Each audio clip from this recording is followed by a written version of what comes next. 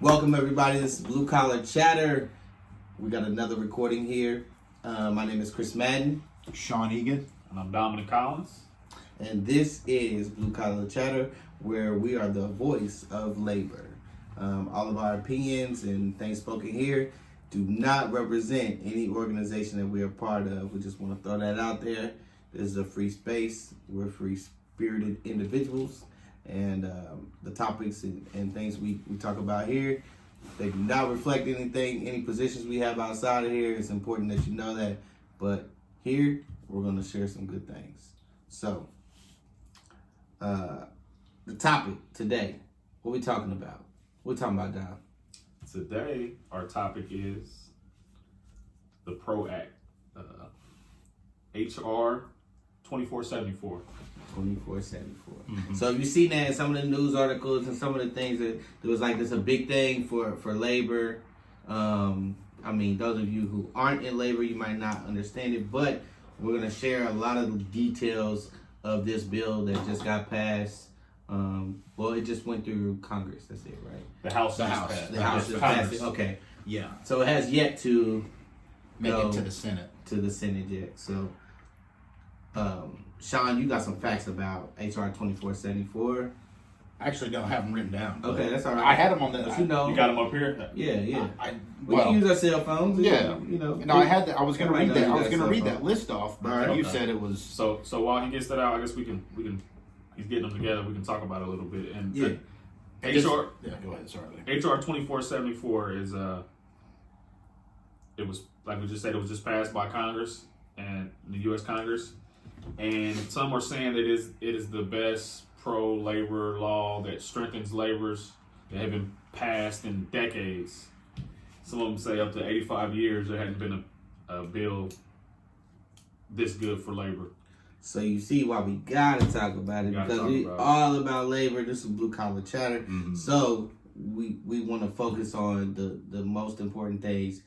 We know that when it comes down the pipe, everything starts off at a bill or at something legally, some kind of law that can affect or trickle down to our local unions and our local organizations.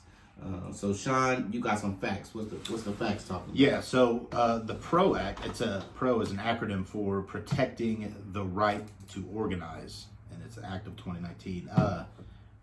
I guess I could list off what this says, and then we can talk about it.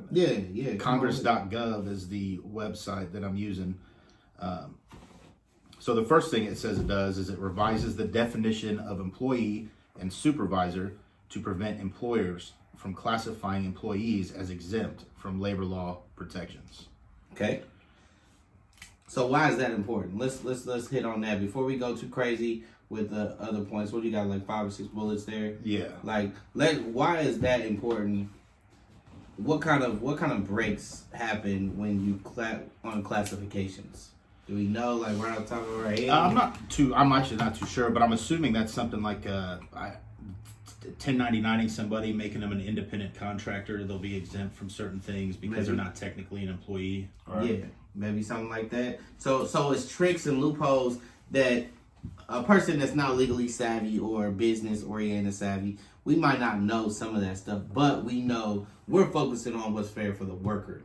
So, you know, not the company. Not the worker. company. Now, we're not against the No. company. We just want to work towards getting a fair wage pay to the people of the working class. Yeah, and there are a lot of politicians have been able to convince us little guys that we're the bad people and the businesses are the good.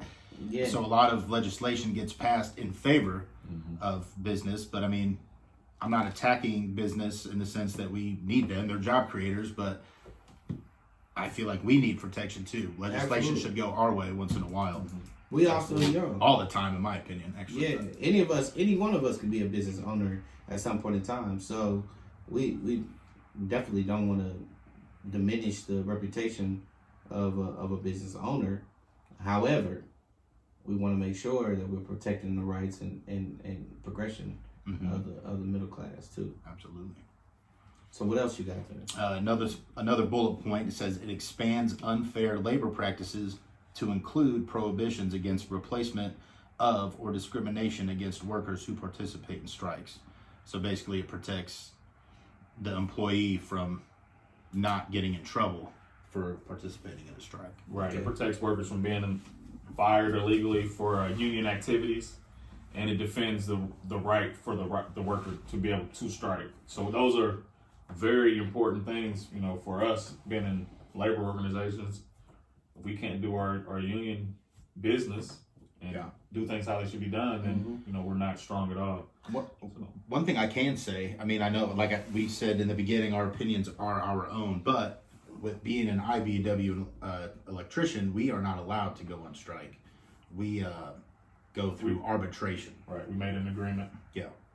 It's an agreement between the two parties, both the contractors and labor, that we will settle our disputes in a different manner. Yeah. So that production will still be productive, but while we're fighting, you know, we don't fight out in the We're not street. going to stop production. Yeah, Right. that's a scary word. Strike. That's like the dun dun dun. I'm on a job. I'm on a job right now in a place I won't say because of I won't say which union or which location I'm at, because they're in the middle. They will have a contract coming up here soon, and the outcome hasn't been decided yet.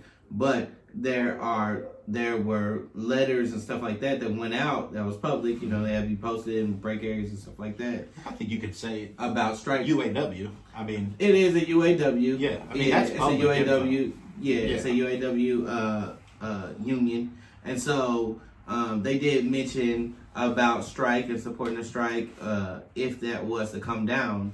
And so what they're doing in solidarity is on every Wednesday they wear red. So if you support either the disagreements with a contract or something like that, they want you to wear red. So you see on Wednesday people wearing red, and it's something that just like you got to understand that solidarity expands beyond just us like being next to each other. Like it just represents, like, you see other guy wearing red and y'all abide by the same contract. It's like, hey, that person, he agrees with what I agree with, and we're in this fight together to get a better contract. It sends a huge message, a loud message to the employer that they see who feels a certain way, so they know what they're up against. So maybe they might change their tune. Yeah, definitely. Whatever issues that they may have, they may agree to things if they see a lot of red shirts. So Right. are you guys standing with the workers? Absolutely. So you wear red on Wednesdays too? Well, so we may or may not participate in that part. Okay. But it's just the fact that if they were to strike, we already have explained to the same employer that we would not cross the line, cross a picket line, and that's for us to also to be in solidarity with another union. And we don't have enough. We don't get paid. We don't get paid for being in solidarity with them guys. It's just having the respect and understanding that they're fighting for better working conditions or better pay or better benefits or something like that. So it's important to know that that's going on and understand where you are supposed to be in that line also. and crossing the picket line. For those that don't know, that just means the UAW's on strike.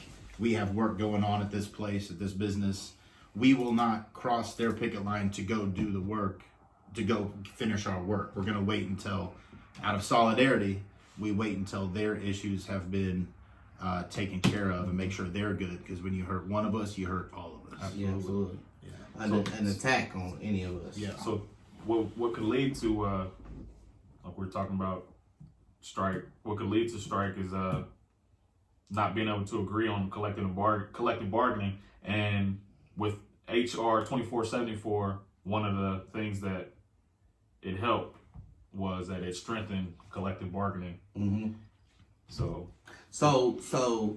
collective bargaining is making sure that of what? Collective bargaining is a collective. You have a labor side and you have the management or owner side, and they have an agreement collectively to where it's a win-win kind of thing. You don't want to be. That's the goal. That's the goal. It's like a partnership. It shouldn't be, oh, this side beat up on the other side and they're walking away with, I don't know, not all their issues addressed, or this side is walking away with everything and the other side didn't get anything. You want to be able to meet in the middle. Each side has issues, and you want to try to fairly agree to most of as many as you can. Yeah. So, without putting the company out of business and without making them walk the right. You don't want either one to go broke. Right. Or be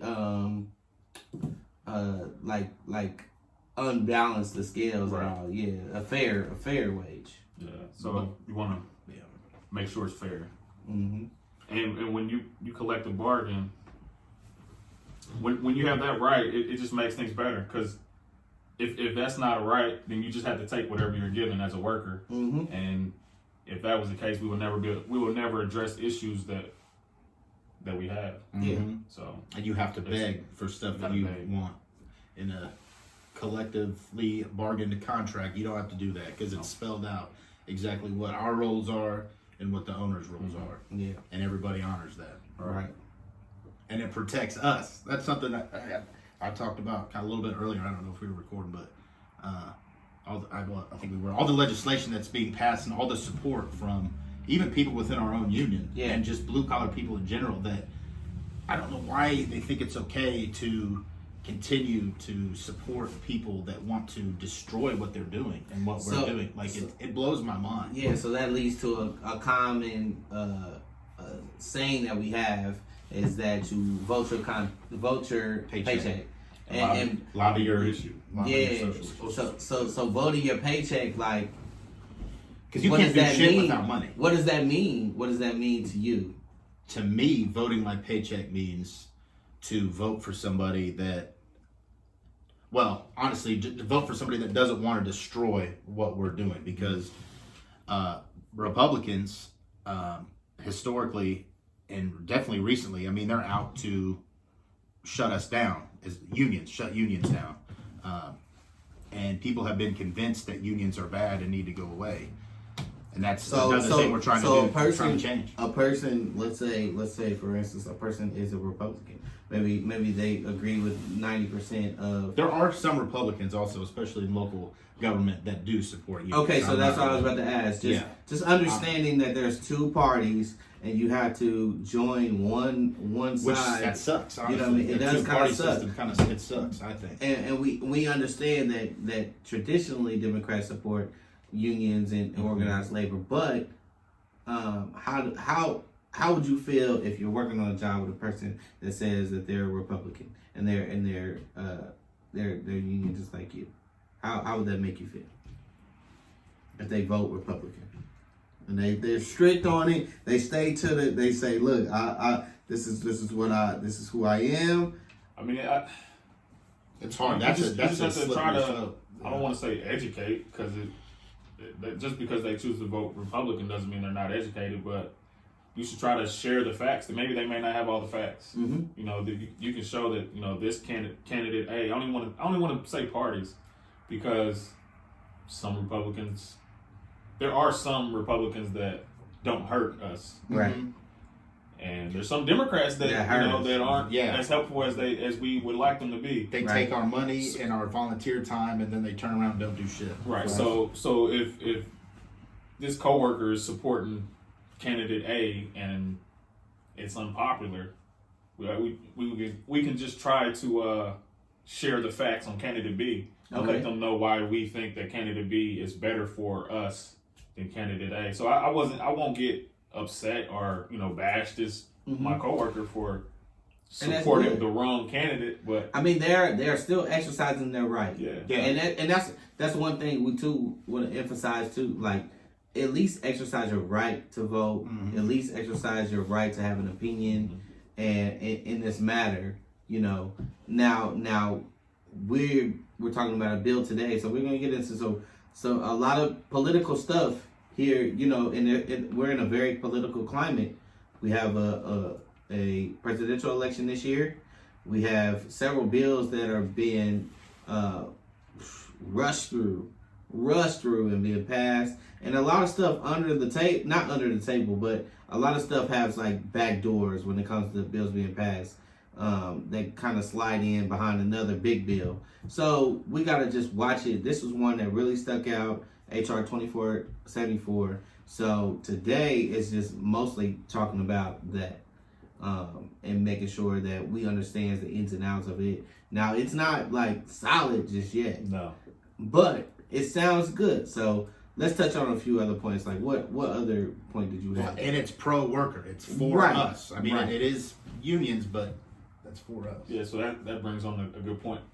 It's for workers, but there's another thing that's called right to work, Yeah. which sounds like it is for the workers. Yeah. Yeah.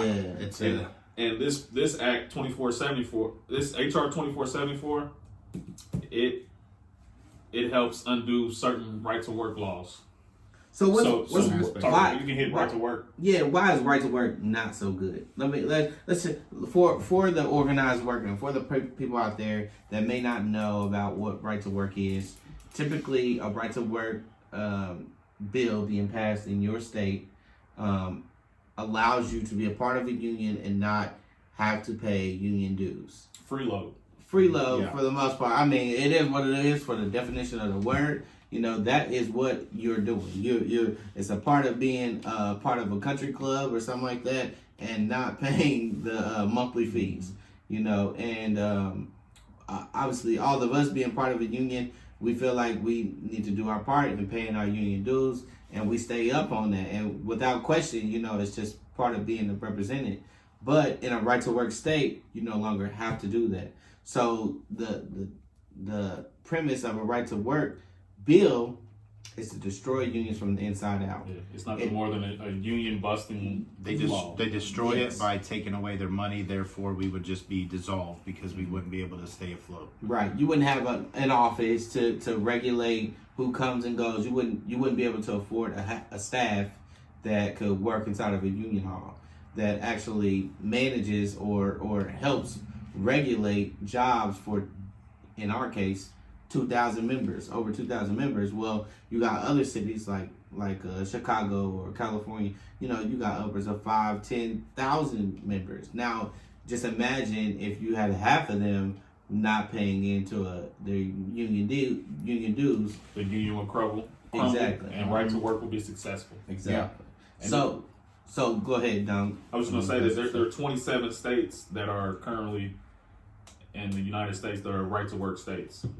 And they sold the right to work that it would make things cheaper, it would make jobs cheaper, and it would help out with, you know, budgets on jobs. But Did none of that. in Indiana, It just paid people less money. I mean, Yeah. that's What all it did did. not. winds up happening in those right to work states? First of all, workers earn less. workers earn less. That's a huge deal. So if you're in a Texas or Tennessee or, you know, a lot of southern states have Yeah, mostly so. grabbed onto the right to work bill. Florida, Alabama. I mean, those are states where in unions like the IBEW, you are literally earning the least amount across the United States that a journeyman electrician could have.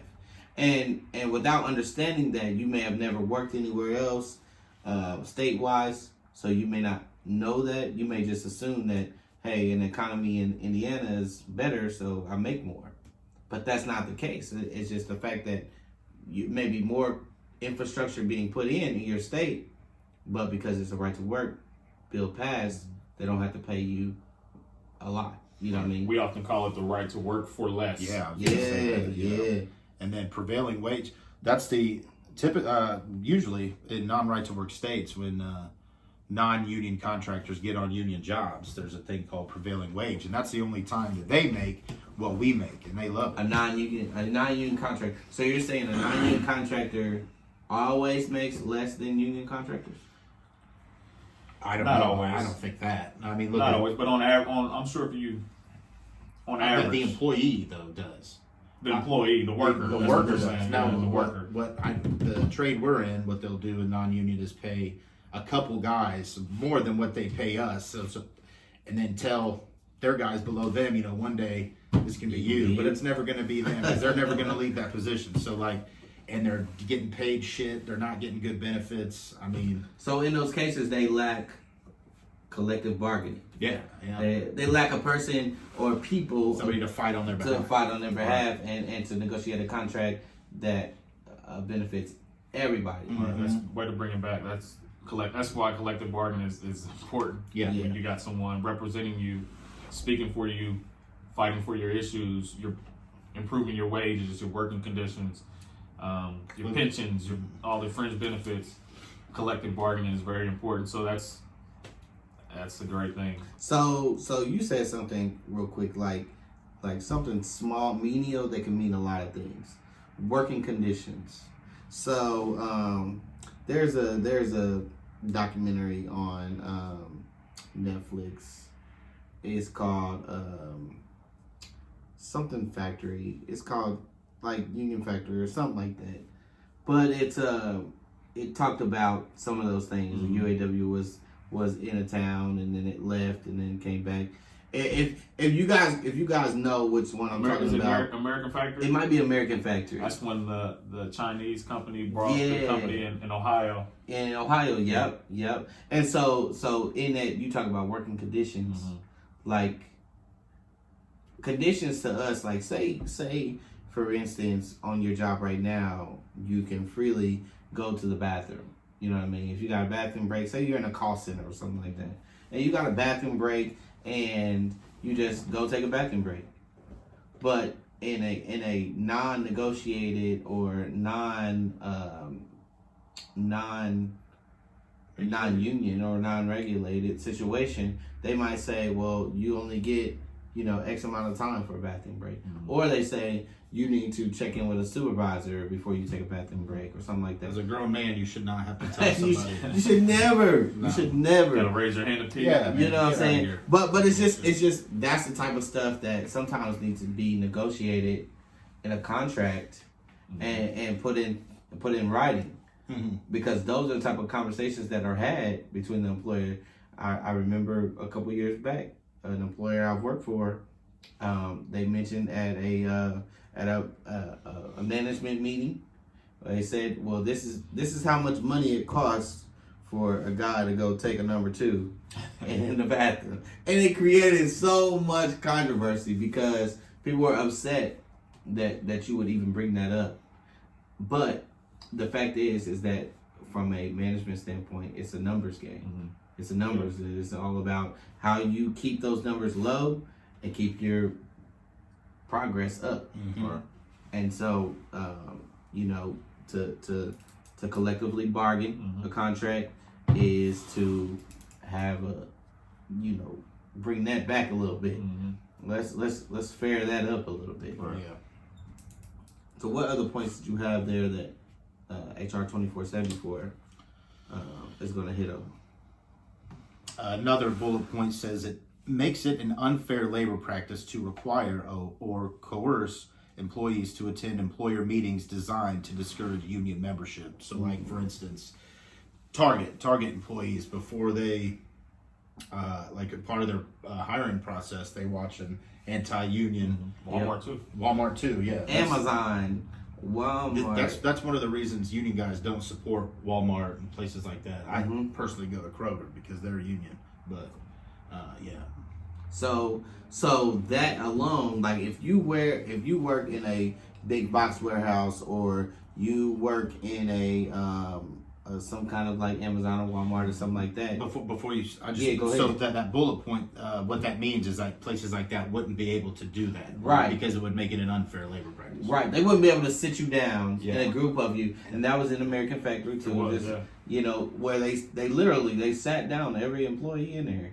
I feel like we were watching that here one day. Yeah, we started before watching We did kind of watch a piece of it, and so it's like you got to understand that the corporation or management will do everything in their power. It's a union busting is a big business. Yeah. I forget the exact number, but it's it's astronomical how large the number is that they spend on keeping unions out of their. They will spend money. lot Bring of people money. in. Bring Right. people in We- to talk to their employees. You think they could have used that money to give their workers raises or Mhm. their No, they don't vacation, care about or, that. but instead they want to spend it to make them sit down and watch all this anti-union propaganda. Yeah. So Yeah. Yeah, it's a big deal. It's and so we're here to tell you the pros and cons of unions. I can't honestly think of any cons. And so what you guys- we're gonna that's be what you- biased. Yeah. You know, y'all understand. We're going to be biased towards the topic, but we'll give you the realistic because we're living it. You know, and we're not like some old guys. No disrespect to older guys, but we're not like old guys in this trade or young ladies in this trade that are separated from the current state of circumstances. We are living this. We're living a good wage, a good benefit package, a good retirement, and a good pension, and we can tell about it. You know, we're not waiting until 30 years later to tell you how good it was back in the day. Like, it's right now. Yeah. It's right now. So, what other things are in there in those bullet points? Permits workers to participate in collective or class action litigation. Okay. So a lawsuit. Same thing we've been talking about. Yeah. For the most part. And that becomes a lot, you know, it's a lot of legal jargon when you start that topic of conversation. But you have the power to do so. Before this bill, you didn't have the power to do so. So everything, all the points you've hit so far, I mean, they sound great. So just who would want to block that? Who would want to block workers having more rights? Like what is so wrong for workers having more rights? What's the negative thing about that? For us, it's Yeah. for the business owner. It's hard for us to see that. But I could see that if you were to do any project on your own, the worker may not see the expenses Yeah. or may not see the stress behind it. So I could see that side of it where it's like, okay, I need more because I don't have somebody making the decisions for me. You know, I don't have somebody to lean on. I have to provide these jobs for these people. Right, and I get it. I get it. Like you said, the employer, they want freedom to run their business as they choose to. They may think that the union will mandate and dictate how I run my business, but that's not the case. The union is only asking for things that help the worker. They're not asking for the employer to have to spend more. They're just wanting the worker to have a fair shot. That's the only thing they're exactly. asking about. Exactly. Livable wages, fair working conditions. They want a voice at the collective bargaining table. They don't want the employer to think that they're doing something by handing down scraps. Oh, Yeah. here's a 10-cent raise. I know we at Amazon we profited $70 gazillion and didn't pay $1 in And taxes. didn't pay $1 in taxes. Here's 10 cents. That's Or, the you know, killer so thing. I guess my point is what. So this passed in the House, so it's going to the Senate now. Republican controlled Senate. Probably going to get shot down. I Yeah. hope it doesn't, but Yeah, we hope it doesn't, but the reality is we know stuff like this is out there. And we know it's enough people out there that support it to make it go to the next level. to me though, if it doesn't pass, that truly proves like people should see that they don't. By not passing it, they're telling you to fuck off. We don't care what you're going through. Here, I want this. I want this. This is about me, not Big you. corporations. That's corporations. That's what I'm getting at Yeah. about that coworker that supports Mm-hmm. a candidate that may be of a different party. Mm-hmm. They need to know that candidate is not for you It's not for you. in this situation. So be careful with who you support. Yeah. Make sure your candidate. There's still time. Is it still time to contact your senators? Yeah. Oh yeah. Hell Let yeah. them know. Let them know that you Absolutely. want to support HR 2474 when it comes across the PRO the Act. Senate floor, the PRO Act. Yeah. Oh. So just to share a couple more things in regards to what you were saying, Dom. You know, sometimes it just comes down to numbers. Mm-hmm. It just comes down to like what's realistic to people in their households and stuff like that. Like, you know, what's the math about it? It mentions I got a couple sources pulled up here, but I'm just gonna share one thing. The distribution of U.S. household income has become more unequal since around 1980, with the income share received by the top 1% trending upward from 10% or less over the 1953 to 1981 period to over 20% by 2017. So what that's saying is, And unions were on the decline. during oh that time, man, too. horribly. So people are making Horribly. less. Corporations, companies making more. So you see where you have more people collective bargaining, More union representation. more union representation, the scales are more balanced. Mm-hmm. No. People typically make more in states where unions are strong. Exactly. And we're not expecting to make as much as a $1 billion company. We don't want that. We just want a livable wage. Mm-hmm. We want something to where, you know, a $30,000 household in America is not an affordable living. You know, that's a household. So you're talking about a husband and wife and a kid or two. You know, it's not an affordable wage. We're talking about somebody who's able to make $30,000+ a year, support their family, support their future Mm-hmm. with a retirement or a pension, and if anything was to happen as a human being, have some kind of benefit package. Yeah. Well, not only that, we have as part of being in a union. Like I didn't know you guys at all before I got in. Now we're friends. Exactly. You got a group of people, men and women, that have your back when you're going through a hard time. Yeah. So you're not alone. You're never alone. If you Yeah. need help, there's help, which Yeah. is awesome in a union. I mean, And there's- Dom, you spoke on some of that in the first episode. You know, The where we talked family- about The family aspect is Yeah. we're all brothers and sisters, yeah. and we look out for one another. We fight together. We stand together. Yeah. So That's so it's several different intricacies of unions and collective bargaining and things like that we can definitely get into. But these bills that are passed, like, that's why it's so important. We're talking about it now. We hope that if you're listening, you go support this bill and that it does get passed, because this can not only help current union workers, but it can allow you as a person, if you're not in the union, to entertain ideas of organizing. To maybe your company, maybe you work at a company that's only 20 employees. Well, it's no cap on how many employees you gotta have a union. You can organize places like that, and that's important, because now you're just wanting to sit down at the table. It's a business motivation or business move to be more fair across the board. So, what other points or bullets are left in there? Do you have a few more? Honestly, well, there are a couple, but I mean, I think we can stop. Okay. If you Yeah, want to I stop, I mean, basically, this bill is pro us, pro Yeah. working class, pro Yeah. blue collar. Pro working people. Period. Yeah, period. Mhm. No matter if you're a construction worker. I mean, it doesn't matter. Just pro worker, Mm-hmm. pro worker.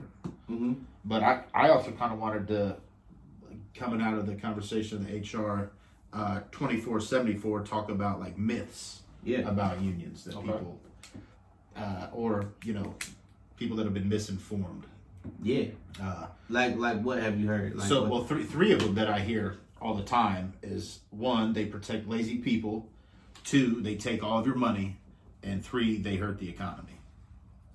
Which none of those three are true. So let's take them one at a time. Let's start on number one: protecting the lazy people. So, there are no lazy people at Walmart. Have you ever seen those lines? Have you ever went to not that I We don't want to Patronize single there, out Walmart, but they're a huge corporation that do not That's support not unions. So the lines are long. Yeah. Sometimes there'll be like 4 registers and like 1,000 people in line waiting. Yeah, they don't care. ridiculous. They don't care. So, I mean, I guess my point is there are people who are not the hardest workers that are employed Everywhere. So that's But I can a silly statement. I can say too though, every union is different also. So that's something. So people that don't know about unions or understand unions, it's confusing. I mean, it was confusing for me when I first got in to Absolutely. understand, because the UAW is different than the IBEW, which is different than the Teamsters. Every union and federal unions are a different monster themselves. Yep. Every union's different. It is. Yep. So I know in our union, in our local contractor, like if you're a guy or girl on the job, you're not getting much done. You come to work, drag your feet, lay down on a job, and I don't mean like lay down. I mean just not doing anything. Not as productive as you should be. They're gonna let you go. Yeah. They're gonna let you go. Yeah, you won't last. There's long. better people out there. Yeah, they protect you in the sense that the contractor can't fire you because they just don't like you. If you're doing good work and you're not messing things up, but the contractor just doesn't like you, that's what we protect. That's what organized labor protects, stuff like that. Not lazy people though. Yeah.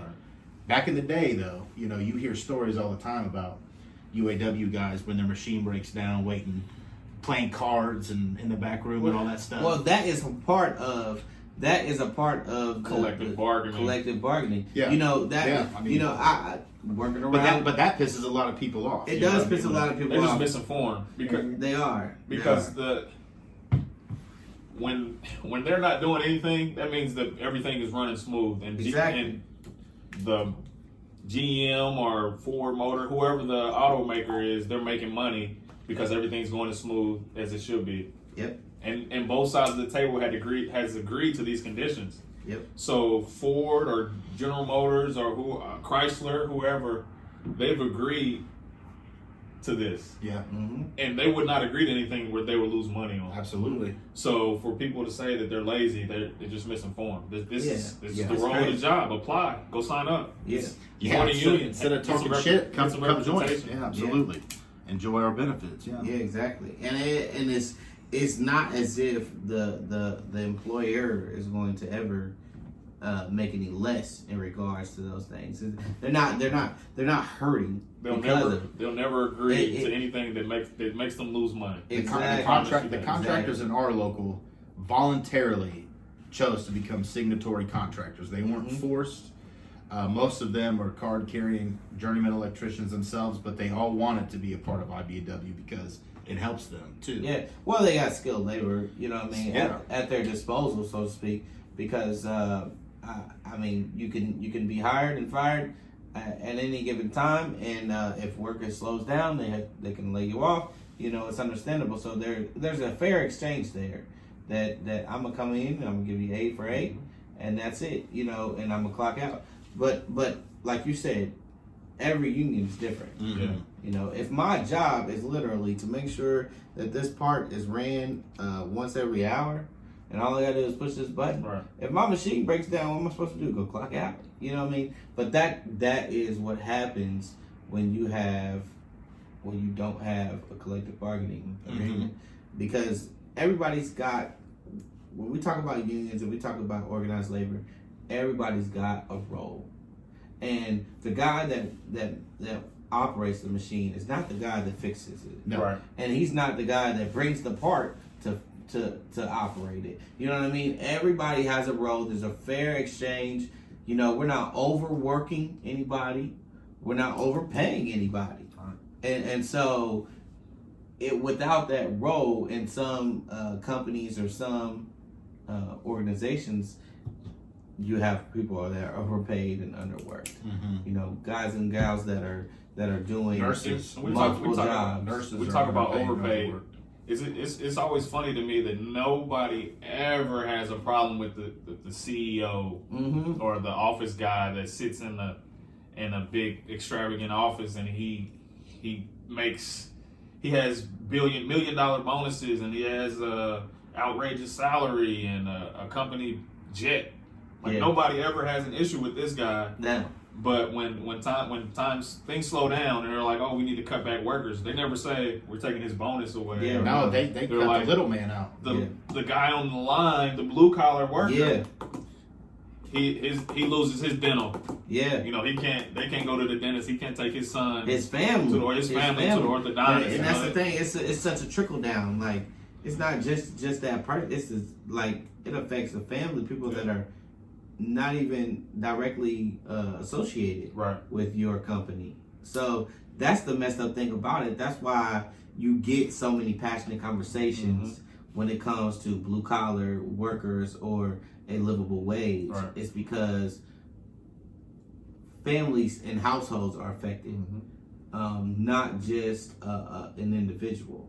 We should never have to work 2 and 3 jobs. That's an American thing because of corporations, because of the 1%. And we're not here to attack them, but we're here to balance the scales. Yeah, and I'm personally, when it comes to, I know that this kind of off topic, but talking about the money exchange between employer and employee, as far as capitalism goes, I like capitalism, but I feel like we should be able to capitalize on our labor.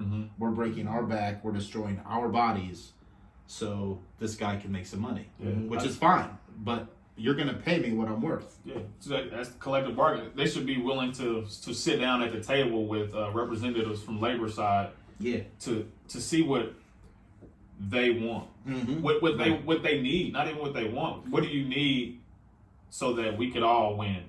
You know, and I think that's all collective bargaining. Collective bargaining isn't labor coming to the table saying, it is give us what we want or else. It's saying we need these things to be better employees for your company. It's a partnership. It's a partnership, not a dictatorship, not a ruling. You know, it's a partnership. It is to understand that you as a company or as an employer cannot survive without the employee. And the employee cannot survive without you. So unless they want to become an employer. So it's just it's understanding that, okay, where can we both win? Where are you satisfied and where are we satisfied? Now, we can't assume that every president, CEO, whatever is making, millions of dollars. There are a lot that give back. I mean, they have those shows like what's that show where sometimes the undercover boss, like those are very encouraging, very out of the ordinary when it comes to American companies. But you have those owners out there, and kudos to those owners, because you fall into that very slim gray area where maybe you don't have a union, but you also are very supportive of your employees. You pay them good, you have good benefits, and you have good. You try to set them up with retirements and pensions, and definitely respect to you, because you are the rarity out there. But there are a lot of really greedy people out there in the world, and so we want to build a conversation and build a content around understanding that a blue collar worker is not the dumbest guy out there. He's not the lowest paid guy. He ought to be somewhere in the middle. Just working class, everyday people. Trying to support their families. It's funny when you see an old guy that you don't quite know if he's homeless or what he's doing, but he just steps off a job site and then jumps in his $90,000 diesel truck. Yeah, it's crazy. They might not look like it, but it's crazy. But he earned it. Yeah, no, for sure. He earned it. He was a link in the chain, so to speak. But he got paid. He got paid for his work. Yeah. I mean, they say what like the weakest link in the chain, is you're only as strong as your weakest link. You're only strong as the weakest link. That's it right there. So like, just understanding that, like, we're all that chain. We all represent that chain, but each employee and employer is a link. One other link to making it whole. So did you have another myth?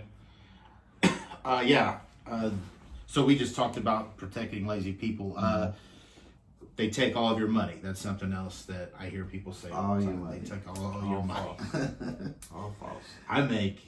We make good money. Yeah. And we make more significantly more than non-union electricians, even with paying our dues. But those dues afford us everything that we have. So I don't have a problem at all paying. I mean, at all. Because if it wasn't for our union, we wouldn't be making what we make. Right. I got a story, testimony about. I fell on a hard time through the recession. You know, we were working less. Mm-hmm. Work was a little slow, so I had my worst year. 2008. No. Oh, Somewhere But- in So I had got my insurance had lapsed there. Mm-hmm. on my vehicle, and I paid my license plate. My license plate was expired also, so I still took the risk and I drove to work. I happened to get pulled over, and the cop, he's talking to me. He's asking me what I do and about my job, and I'm explaining to him like, yeah, man, I know, my plates are expired. And I know I don't have insurance right now, but I'm just having a hard time in life right now. So I'm like, I'll take care of it next week. I was just letting him know, what was going on, and he's like, oh, but you're in the union. You guys got to pay all. You guys make a lot of money in the union. But are you broke because you got to pay your dues? man. So I told him that, I told him what we paid and what I had made at the time, and it was still more on my worst year of being an electrician, a union electrician. My worst year was more than what he makes. In a year. Yeah, in a year, and that just So, took yeah. it away. So like, That's awesome. people, I guess I bring that story up because people think that we pay so much in dues, but that's not the case. No. It's not the case at all. Yeah. So I mean, it's just learning how to budget and learning how to Right. be better with your money Yeah. and understanding the construction field and knowing that there's some ups and there's some downs Right. and that definitely has to do with your area and everything else. Mhm. But you know that whatever you're paying out is worth what you're receiving. Oh yeah. You know, Yeah. every single time. It may not be tenfold, but that's the fact is it's good. It's good enough to be a part of the team, Mhm. so to speak. And So I want to ask a question, and we're going to answer the question also, but I want you guys to answer it too, and I'll touch on that after this. But why are unions good? Why are unions a good thing? so to me, unions are good because they allow for everybody to be on the same playing ground. Financially, finances in this country are a very important thing. You can support your family. They create a pathway to a potentially successful future. Now, what you do with it is up to you. But one thing that stuck in my mind when considering this trade and considering being part of a union is the fact that it's something I will have the rest of my life. There's nothing, if I drop my tools today and drop my boots today and I decide to go wear a suit every day and go be a salesman, I will never forget the values and the trade that I have at being a union electrician. And so to me, a union is important because it gives everybody the understanding that we all support each other. And that it's good to have an employer, but when having an employer, make sure that your employer respects you as much as you respect them. And to me, like finances and paying your people on time and making sure their future is somewhat set up, because that's what the employer is doing with their own self. Making sure their future is set up so that they can be successful. That's a respectful thing. Yeah. And for my employer and my union to respect me in that way, to make sure that stuff is set up before I become a member, that's enough for me to say, hey, I'm gonna work hard to make sure this thing lasts and make sure this thing is handed down to the next person, because we all, I consider all of us, we're kind of ambassadors. We can give this same understanding and gift that we might have to the next person. So I think that's a huge thing. That's what I really like about unions and what they're good to me about is protecting your current and your future self. Yeah, I agree. Yeah. Good response. So for me, a union why it's good. Unions are good because it's unity. You know, all the workers are standing together for a cause, working A common cause. So the union is only strong when everybody is together, and no one man or one person cannot stand alone and get the same results that they could get with the collective, with the union. So to me, that's what I like about the union. When we fight together, when we stand together, we get better results. And whatever the case might be, could be better pay, better benefits or conditions. But when we stand together and we fight together, when we unite, we're stronger. Yeah. Yeah. And that's what I like about the union is fighting together with our family. Yeah. Yeah, absolutely. So, Like, yeah. What do you think? What I think, and I kind of talked about this in the first episode, what I really appreciated about our union is that they even with my criminal history when I was young and dumb, they accepted me. Mm-hmm. And I went through 5 years of schooling, learned a lot in that 5 years. I make damn good money. Our insurance is phenomenal. We have a pension. Some people would disagree with you. Yeah, some people would. Some people But would. that's okay. That's okay. That's another good thing about being in the union. Yeah, absolutely. But a quick list that I just wrote why I think unions are good. Mm-hmm. It protects against unfair labor practices, exceptional training, livable wages, great insurance, awesome retirement, overtime pay, weekends. So we don't ever have to work weekends. It's always optional for us. You can't force us to work on a weekend, but we make good enough money to where we want to work weekends. So yeah, unions are good for everybody, in my opinion, because everybody's welcome. Everybody's welcome. At least to have an option. Yeah, at least to have. I mean, if you end up not passing the class or finishing the apprenticeship or whatever, then obviously you're not gonna make it. But everybody has the opportunity. Everybody, and I really like that. So, we want to hear from you guys. If you even made it this far into this podcast, why are unions good or bad in your opinion? What do you guys think? Whether you think it's good, whether you think it's bad, we want to hear it. You can comment down below or comment on Facebook or on YouTube, Instagram. or email us at bluecollarchatter@gmail.com. Please email us. Reach out to us. We'd love to hear from you. We see the follows. We see the views. We know you guys are out there. We want to hear from you. Yeah. That's the only way we can make this show better. Of course, we can sit up here. We as Don was saying, we union nerds. You know what I mean? We find everything that has to do with the union or blue collar interesting. So we could talk about that stuff all day long. And if you like to listen to us, that's okay too. But Tell a friend. yeah, tell a friend. And tell a friend. And if Tell you a have friend. ideas or something you think we should talk about or want us to talk about, also let us know that. Email us at bluecollarchatter@gmail.com. Thank you. And blue collar. What are we? Blue collar on Instagram. Blue collar Blue chatter. collar chatter. Okay. But they're underscores, right? Yeah. Blue collar chat. Blue collar _ chatter. No, it's blue _ chatter _ I think.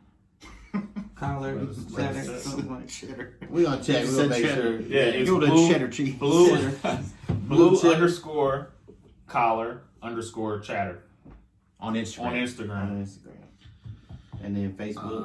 Yeah, let me see. Facebook is just blue collar chatter. Okay, Just sweet. straight up blue collar chatter. And YouTube, you're watching us here. So Yeah, Blue yeah. Collar Chatter Podcast on YouTube. Yeah. Links in the bios. Information's in the bios. Click, comment, Like, like, subscribe. Tell a people. friend. Yeah. Come be a part of us. We love the contribution, and we want to thank you all for joining us today on this episode of Blue Collar Chatter. Thank you guys.